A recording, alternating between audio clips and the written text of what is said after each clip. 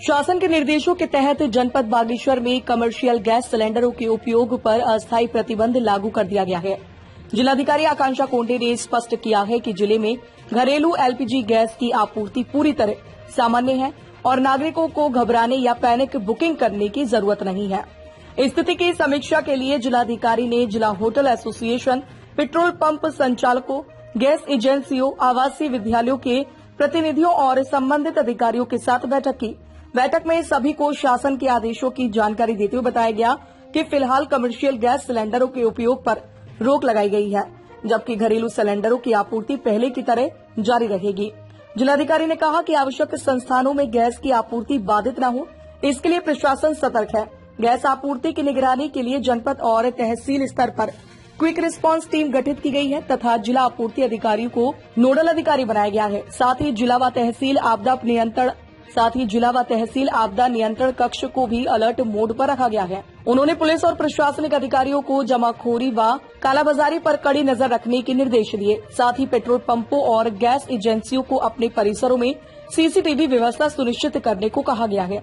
जिला पूर्ति अधिकारी बल्लभ पांडे ने बताया कि इंडियन ऑयल का ऑनलाइन पोर्टल तकनीकी कारणों से अस्थायी रूप से प्रभावित है, जिसे जल्द ठीक कर लिया जाएगा। उन्होंने बताया कि जिले में पेट्रोल पंप और डीजल की आपूर्ति पूरी तरह सामान्य है, लेकिन पेट्रोल पंपों पर बोतल, कैन या अन्य खुले कंटेनरों में ईंधन नहीं दिया जाएगा।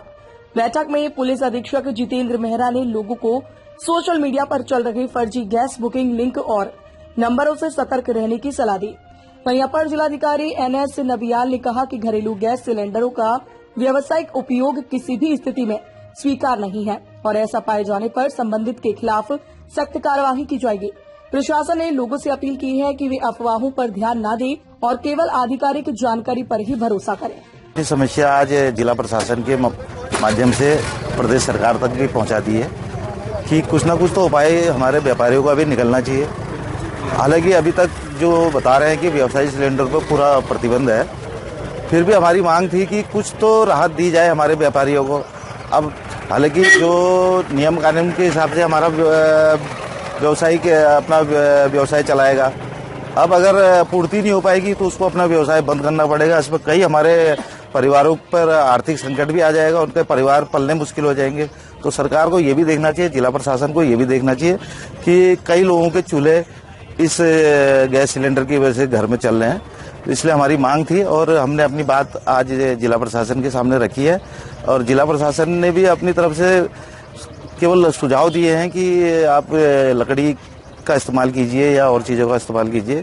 तो लेकिन अभी तक इसका कोई पर्याप्त हल तो नहीं निकल पाया, लेकिन हम भी चाहते हैं कि इसका कोई एक समाधान राज्य सरकार जरूर निकाले। हिसाब से अभी तो माहौल चल रहा है और जिस हिसाब से ये बता रहे हैं कि अभी व्यवसाय सिलेंडर पूर्ण तरीके से प्रतिबंध है उन पर, तो ये मुझे भी ऐसा लगता है कि कहीं हमारे भी कई दुकानदारों को अपनी दुकानें बंद करनी पड़ जाएंगी और उनके ऊपर जो दो तरफा लोड पड़ेगा। एक तो उनका पारिवारिक जो उनकी लोड है और जो अगर किराया पे लेके दुकान लेके अगर काम कर रहा है तो उसके ऊपर तो दो तरफ का लोड पड़ेगा। तो राज्य सरकार और जिला प्रशासन भी इन बातों पर ध्यान दे कि कैसे इन लोगों को राहत मिल सके इस संकट की घड़ी में। हमारे देश में जब कोई चीज खत्म की जाती है तो पूर्णतया उसको खत्म कर दिया जाता है, जिससे कि ऑप्शन ही नहीं बचता। लकड़ी का ऑप्शन तो रखना ही चाहिए हर एक आदमी ने, क्योंकि इसी प्रकार अगर हमारी चीजें पूरे देश में इसका दोहन होते रहेगा, गैस कितनी मिल जाएगी। तो ये चीजें सोचनी चाहिए सरकार ने कि हमें सब ऑप्शनों को मद्देनजर रखते हुए काम करना चाहिए। सरकार ने कहा नहीं लकड़ी वकड़ी कोई नहीं जलाएगा, गैस ही जलाएगा, लेकिन आज वो समस्या आ ही गई, क्योंकि आदमी को तैयार भी रहना पड़ेगा कि भाई हम हर ऑप्शन के लिए तैयार हैं।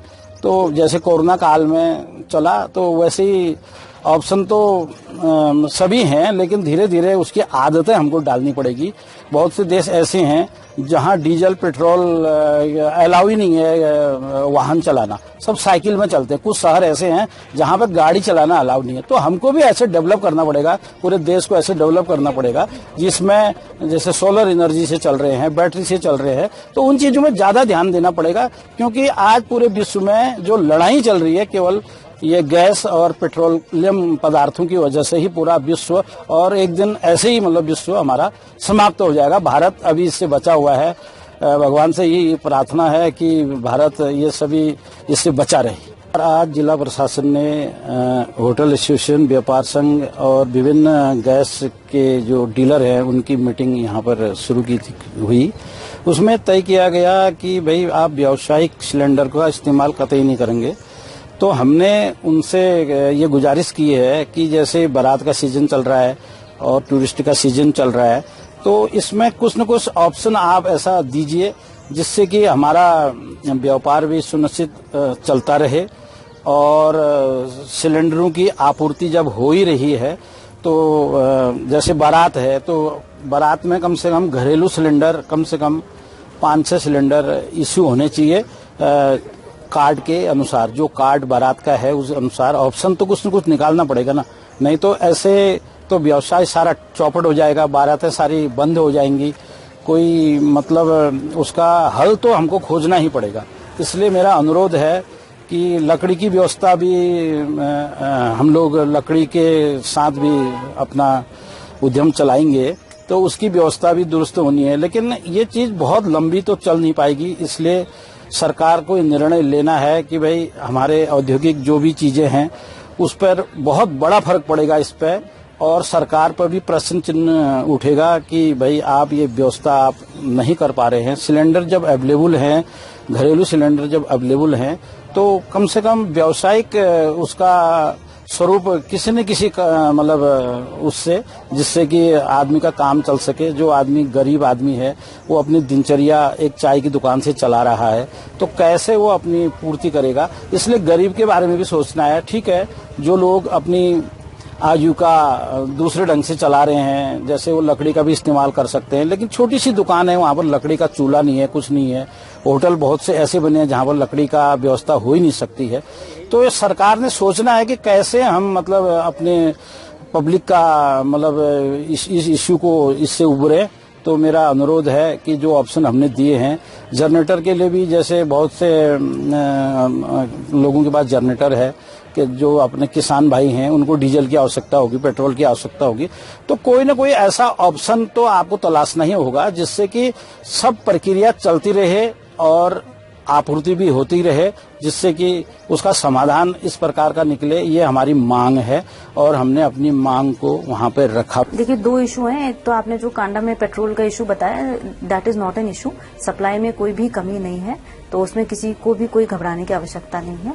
दूसरा जो आप इसका बता रहे हैं गैस में पोर्टल में कोई टेक्निकल इशू आ गया था। मुझे ऐसा लगता है जो संबंधित एजेंसी है उनसे वार्ता की गई है और तत्काल उसको रिजॉल्व कर दिया जाएगा। मैम, जैसे हल्द्वानी, देखिए, आज जो हमारे जितने भी स्टेक होल्डर्स हैं, चाहे वो एजेंसीज हैं, एलपीजी की एजेंसीज हों या पेट्रोलियम की एजेंसी हो, हमारे मेडिकल इंस्टीट्यूट्स हैं या फिर हमारे एजुकेशनल इंस्टीट्यूट्स हैं, उन सभी को आज बुलाया गया है। उनके साथ एक विचार विमर्श, उनके सुझाव भी लिए गए हैं और जो हमारे उच्च स्तर से निर्देश आए हैं उनके बारे में भी उनको अवगत कराया है। सबसे पहले तो ये है कि जो हमारे एलपीजी है, डोमेस्टिक एलपीजी है, उसकी सप्लाई में कोई इश्यू नहीं है और इसमें बस टाइम लिमिट जो है वो निर्धारित की गई है कि सेकेंड बुकिंग आप कब कर सकते हैं, उसके बारे में सभी को बता दिया गया है और सूचना विभाग के माध्यम से भी ये हम लोग सूचना प्रेषित कर देंगे।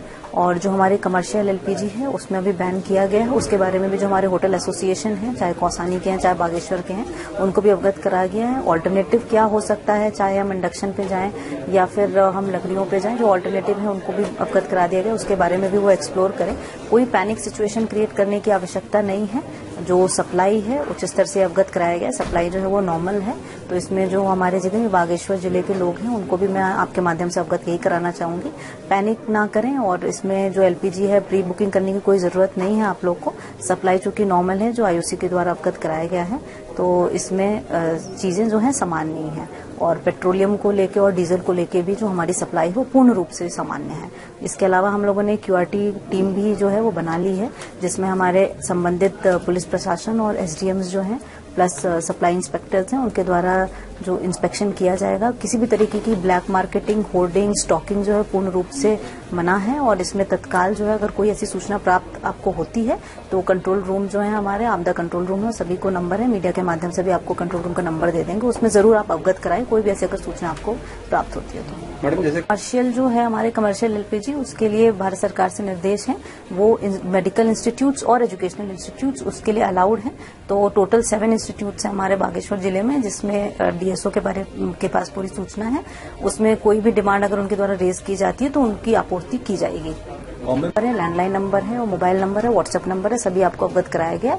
अभी एक प्रेस नोट के माध्यम से वो नंबर आप लोग को सूचित कर दिया जाएगा। मैडम वैकल्पिक व्यवस्था क्या करेगी प्रशासन ने? अगर गैस सपोर्ट अगर कॉमर्शियल सिलेंडर नहीं मिलते हैं होटल व्यवसाय या अन्य स्थानों पे, तो वहाँ पे वैकल्पिक व्यवस्था क्या है? देखिए, वैकल्पिक के लिए जो हमारे होटल एसोसिएशन है, एक तो उनसे सहयोग की अपेक्षा है कि वो सहयोग करें। साथ के साथ जो हमारे इंडक्शन है या फिर लकड़ियां हैं उसका भी उपयोग कर सकते हैं। और हो सकता है आने वाले फ्यूचर में अगर स्थिति सामान्य होती है तो चीजें ठीक हो जाएंगी। और अभी जो सप्लाई की मैंने आपको पहले बताया, सप्लाई की कोई इश्यू नहीं है। कमर्शियल में जो होटल एसोसिएशन है उनको थोड़े ध्यान रखने की जरूरत है, इसीलिए उनको वार्ता के लिए आज बुलाया गया था।